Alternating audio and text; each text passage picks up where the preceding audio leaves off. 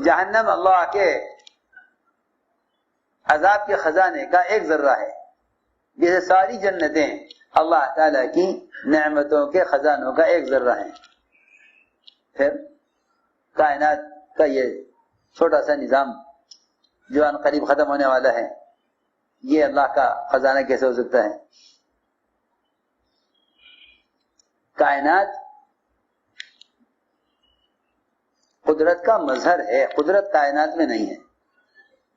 قدرت کائنات کا مظہر ہے کہ اللہ کی قدرت کائنات میں ظاہر ہوتی ہے، اور اس لیے نہیں کہ اس کے بغیر اللہ کر نہیں سکتے، اس لیے کرتے ہیں تاکہ دیکھیں کہ ایسا تو نہیں کہ مسلمان بھی غیروں کی طرح زمین کا تشکر پر آ جائے کہ بھائی زمین کا شکریہ ادا کرو، دیکھو زمین تمہیں غلہ دے رہی ہے،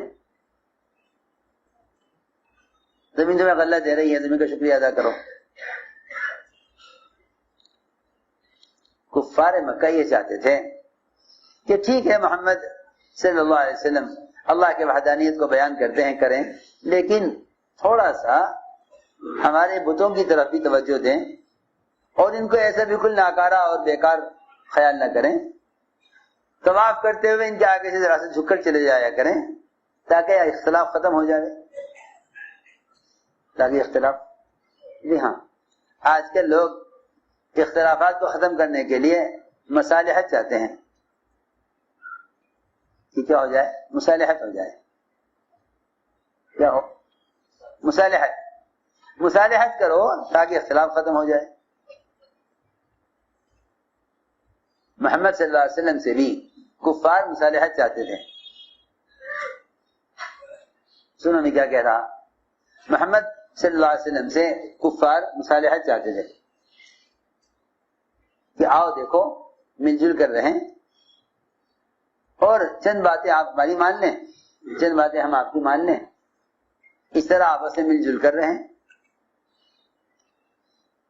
یہ کفار چاہتے تھے کہ ذرا آپ اللہ کی وحدانیت کو بیان کرنے میں نرمی اختیار کریں، ایسا ہمارے بتوں کا انکار نہ کریں، تو ہم بھی آپ کے معبود کو معبود مان لیں گے، آپ ہمارے معبودوں کو معبود مان لو، تاکہ مل جل کر رہیں، تاکہ مل جل کر رہیں۔ بس کیا بتاؤں، اس زمانے کے بھی ہائے ہائے جب اللہ کی توحید کو بیان کرنے کا مزاج ختم ہو جائے گا تو پھر مسلمان ایسی شکلوں کو سوچے گا جس سے غیروں کے ساتھ خود مصالحت کی شکل نکل آئے۔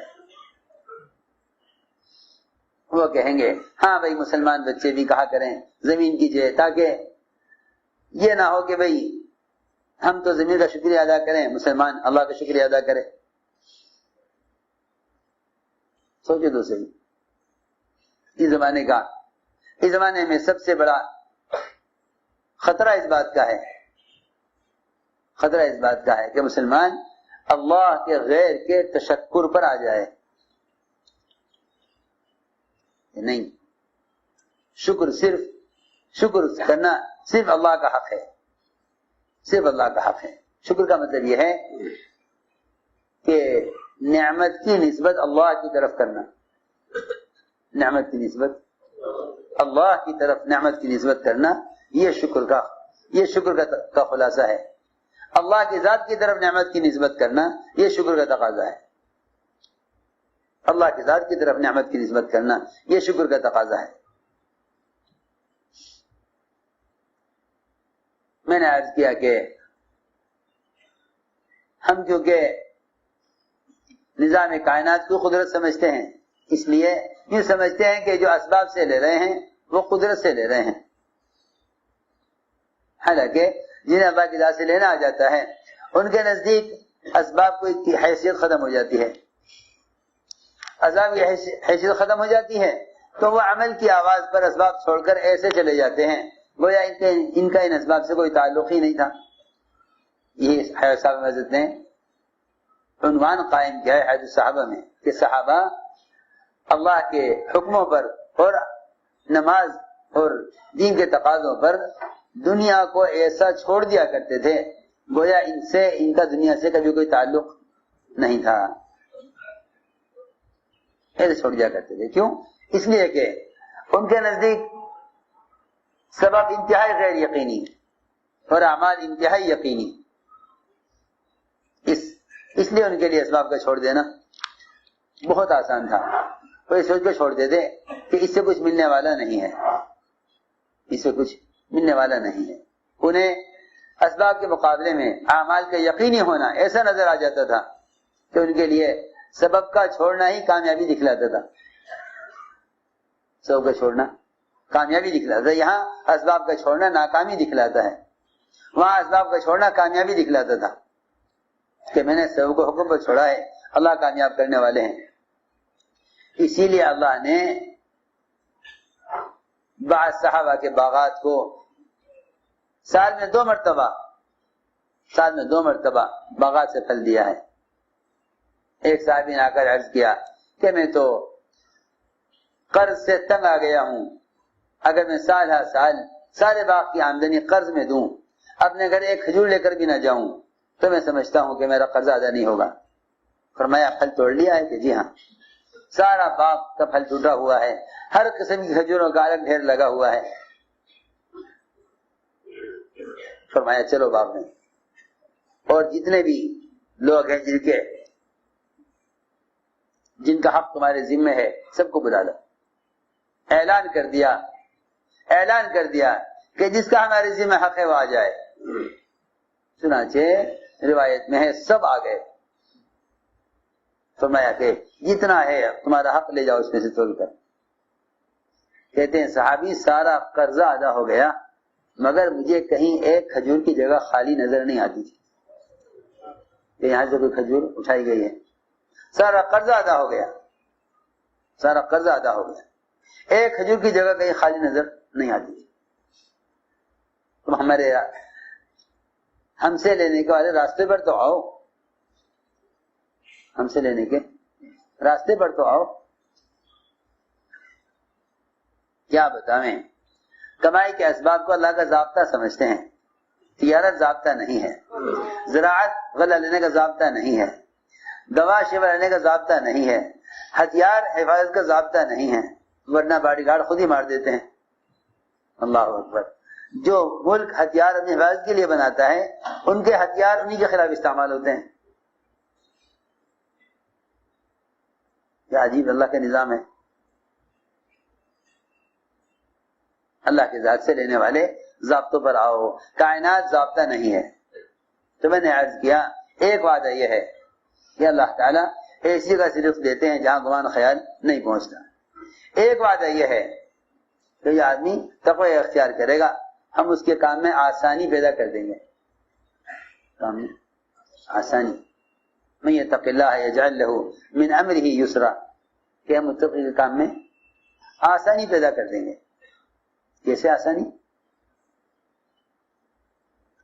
آسانی کا مطلب یہ نہیں ہے کہ آپ نے ایک سبب اختیار کیا اور اس میں کوئی رکاوٹ پیش نہیں آئی. ہمارے تو اس زمانے میں آسانی کا مطلب یہ سمجھا جاتا ہے کہ کام میں کوئی رکاوٹ پیش نہیں آئی تو یہ کام آسانی سے ہو گیا. سنو, آسانی کا کیا مطلب ہے؟ جو آدمی تقوی اختیار کرتا ہے ہم اس کے کام میں آسانی پیدا کر دیتے ہیں. میں بتاتا ہوں کیسی آسانی. اللہ اکبر.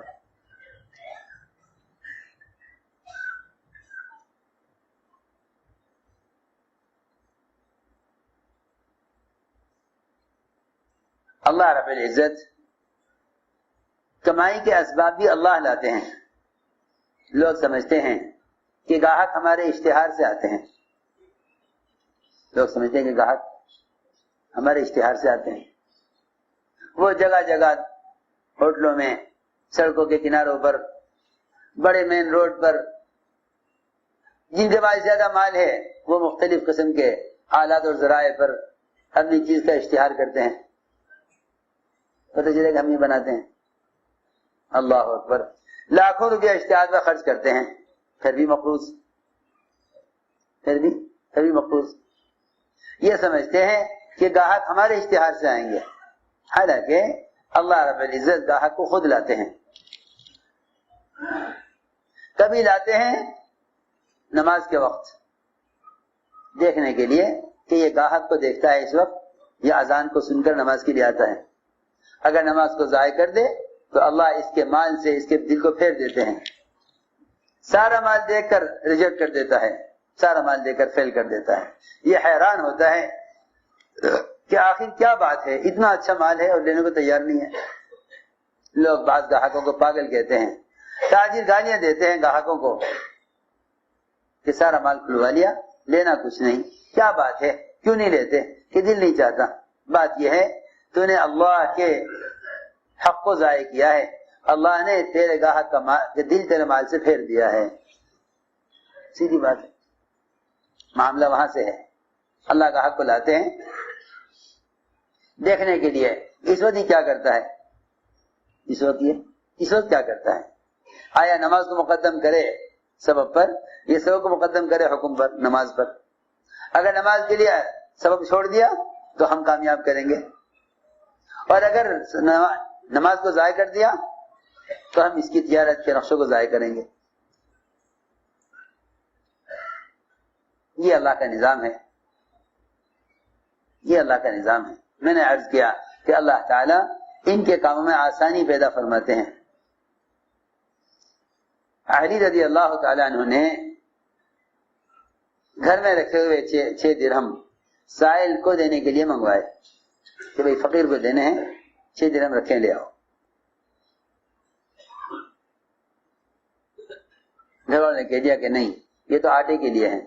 خود گئے، اٹھ کر جا کر لے کر آئے گھر سے، 6 درہم سائل کو دیے. لوگ سمجھتے ہیں کہ جو لوگ توکل کر لیتے ہیں وہ اسباب اختیار نہیں کرتے. یہ خیال بالکل باطل خیال ہے اور غلط فہمی اور جہالت ہے کہ جن کے پاس توکل ہوتا ہے انہیں اسباب کی ضرورت نہیں ہوتی، اور جو اسباب اختیار کرتے ہیں ان میں توکل نہیں ہوتا. یہ جہالت ہے، یہ جہالت ہے. اسباب کے اختیار کرنے سے، اسباب کے اختیار کرنا توکل کے خلاف نہیں، اور توکل کرنا اسباب کے خلاف نہیں. لوگوں نے ان دونوں چیزوں کا الگ الگ کر دیا کہ بھئی اگر توکل ہے تو اسباب میں کیوں لگ رہے، اور اگر آپ اسباب میں لگ رہے تو آپ کے پاس توکل نہیں ہے. یہ خیال باطل خیال ہے. علی رضی اللہ تعالی عنہ نے 6 درہم سائل کو دے دیا. یہ تو توکل ہے، یہ تو توکل ہے. سنو غور سے، 6 درہم سائل کو دیے، یہ توکل ہے. ہاں میں نے اللہ کو دیے ہیں، اللہ مجھے دیں گے. میں نے اللہ کو دیے ہیں، اللہ مجھے دیں گے. کیا کرتے؟ کیا گھر میں بیٹھے رہتے خاموش کہ اللہ دیں گے؟ نہیں. تجارت کی. کیسے تجارت کی؟ ایک آدمی گزرا اونٹ لے کر، میں کیسا اونٹ ہے یہ، بیچو گے؟ کہ ہاں بیچوں گا. کتنے کا ہے؟ کہ بھائی یہ اونٹ 140 درہم کا ہے. حضرت نے فرمایا اونٹ ہم نے لے لیا ہے مگر ہم ابھی قیمت اس کی نہیں دیں گے. نہ کہا جی کوئی بات نہیں، رکھو، دے دینا اونٹ، رکھو آپ، دے دینا. زمانہ اچھا تھا، زمانہ اچھا تھا. اس زمانے کے تاجر دوسروں سے نفع لینے کے لیے تجارت کرتے ہیں، اس زمانے کے تاجر دوسروں کا نفع پہنچانے کے لیے تجارت کرتے تھے. اس لیے اللہ تعالیٰ دونوں کے لیے سہولت کرتے تھے، گاہک کے لیے بھی اور مالک کے لیے بھی. ہاں اس زمانے میں جتنے بھی ہیں، حکام سے لے کر عوام تک، سر جگہ تاجر، ڈاکٹر، انجینئر، جو جس شعبے میں کام کر رہا ہے اس کا جذبہ دوسرے سے فائدہ اٹھانے کا ہے. ڈاکٹروں کی ڈاکٹری میں بھی اس لیے سہولت اور شفا نہیں رہی کہ مریض سے انتفاع کا جذبہ ہے، مریض سے فائدہ اٹھانے کا ارادہ ہے. حالانکہ بیچارہ مریض ہے، مریض تو خدمت کا محتاج ہے، مریض تو خدمت مریض تو اس کا محتاج ہے کہ اسے خدمت کی جائے، نہ کہ اسے خدمت لی جائے. سارے جتنے بھی ڈاکٹر ہیں مریضوں سے خدمت لیتے ہیں. ارے سنو تو صحیح میں کیا کہہ رہا، مریضوں سے خدمت لیتے ہیں. اتنا پیسہ آپ کو دینا پڑے گا پہلے، اتنا بعد میں دینا پڑے گا. وہ بیچارے بہت سے لوگ تو ایسے ہیں کہ وہ امراض کو پالتے ہی اس لیے ہیں کہ ان کے پاس علاج کا انتظام نہیں ہے. کیونکہ ڈاکٹروں کا خیال یہ ہے کہ اس زمانے میں ڈاکٹری وہ کمائی کا ذریعہ ہے، حالانکہ پہلے زمانے میں طب اور ڈاکٹری یہ کمائی کا ذریعہ نہیں تھے، کمانے کا ذریعہ عیب سمجھا جاتا تھا کسی کا علاج کر کے پیسے لینا. ارے ایک تو وہ بیچارہ محتاج علاج کے لیے، پھر آپ ایک مسلمان ایک انسان کا علاج کر کے پیسے لیں.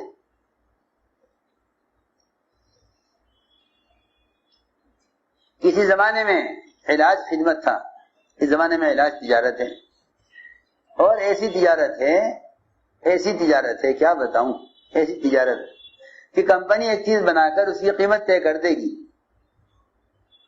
کمپنی ایک چیز بنا کر اس کی قیمت طے کر دے گی، لیکن علاج میں کوئی قیمت، کوئی حد، کوئی لمٹ نہیں ہے، جتنے چاہے پیسے مانگ لو. ہاں جتنے چاہے پیسے مانگ. مریض بیچارہ مجبور ہے، کیا کرے، وہ پیسے دے گا وہ، کیونکہ اس کو تکلیف ہے، اندر اس کو اندر تکلیف ہے. میں نے اس لیے عرض کیا کہ طب اور ڈاکٹری یہ فائدہ اٹھانے کے لیے نہیں بلکہ فائدہ پہنچانے کے لیے. یہی وجہ تھی پرانے زمانے میں اطباء جو ہوتے تھے وہ اپنا کوئی کاروبار کرتے تھے اور لوگوں کا علاج مفت کر دیا کرتے تھے. نسخہ بنا کے دے دیا کہ بھائی یہ ہے، یہ دوا اسے ملا کے کھا لو، وہ خود دوا خرید کے کھا لیا کرتا تھا. اس زمانے میں سب سے بڑی تجارت وہ ڈاکٹری ہے. اس زمانے میں ڈاکٹری سے کمانا عیب تھا، ڈاکٹری سے کمانا عیب سمجھا جاتا تھا. ہم نے عرض کیا کہ یہ جو نفع اٹھانے کا مزاج ہے نا دوسروں سے، اس نے تمام اسباب کی برکتیں اٹھائی ہوئی ہیں. ہر ایک کا جذبہ دوسرے سے فائدہ اٹھانے کا ہے، فائدہ پہنچانے کا جذبہ نہیں ہے.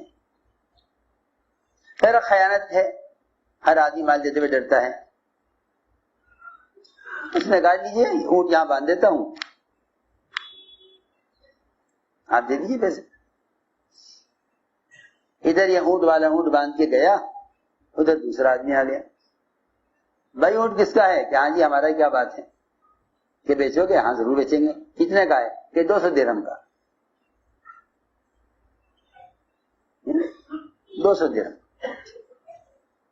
200 درہم لیے، اونٹ بیچا، 140 درہم اونٹ والے کو دیے، 60 درہم گھر لے گئے. 60 درہم گھر لے گئے. لوگ فرائض کو ضائع کر کے کمانا چاہتے ہیں کیونکہ سبب کو اصل سمجھا ہے. لوگ فرائض کو ضائع کر کے کمانا چاہتے ہیں. حضور اکرم صلی اللہ علیہ وسلم نے جن اعمال پر جو وعدے کیے ہیں ان وعدوں کو اصل نہیں سمجھتے. چنانچہ علی رضی اللہ تعالیٰ عنہ 60 درہم گھر لے گئے، اور گھر جا کر سب سے پہلا کام، یہاں گھر کی تعلیم کو کہو تو کہتے کیا ضرورت ہے، اور کیوں لازم کرتے ہو بھائی تبلیغ میں یہ کام کرو، یہ کام کرو، یہ کام کرو، یہ کام کرو. یہ کوئی لازم تو ہے نہیں کہ بھائی کوئی زبردستی ان اعمال کیا جائے گھروں کے اندر. حالانکہ جنہیں جن اعمال کے مقاصد کی خبر نہیں ہوتی وہ ان اعمال کو ہلکا سمجھ کر چھوڑ دیتے ہیں. گھر کی تعلیم ہی یہی تھی، گھر کی تعلیم ہی یہی تھی کہ تم گھر میں آ کر سب سے پہلے یہ بتاؤ کہ تم جو کما کر لائے ہو کہاں سے کما کر لائے ہو. گھر میں داخل ہوتے ہی سب سے پہلی بات یہ کہی علی رضی اللہ تعالیٰ عنہ نے کہ یہ جو ہم 60 درہم لائے ہیں، یہ 60 درہم اللہ کا وہ وعدہ ہے جو اللہ نے اپنی نبی کی زبان پر ہم سے کیا تھا. یہ روایت میں ہے. حضرت گھر میں داخل ہوتے ہوتے یہ کہا حضرت فاطمہ سے، ھذا ما وعدنا اللہ علی لسان نبیہ، یہ وہ وعدہ ہے اللہ کا جس کا وعدہ اللہ نے اپنے نبی کی زبان پر ہم سے کیا تھا. میں نے عرض کیا کہ اللہ تعالیٰ اسباب میں سہولتیں لائیں گے، اسباب میں سہولتیں لائیں گے. ایسی سہولتیں کہ داؤد علیہ السلام بیت المال سے ذاتی خرچ لیتے تھے. بادشاہ تھے، بادشاہ کا ملک، بادشاہ کا مال، ساری رعایا خود بادشاہ، سارا ملک بادشاہ کا، جسے چاہے لے لو اپنے خزانے سے. جو بادشاہ دوسروں کو دینے والے ہوں ان کے لیے خود دینا کیا عیب ہے. لیکن صحابہ کے زمانے میں مزاج یہ بنایا گیا تھا، گورنروں کو تنخواہ ملتی تھی، وہ تنخواہ دوسروں پر خرچ کیا کرتے تھے.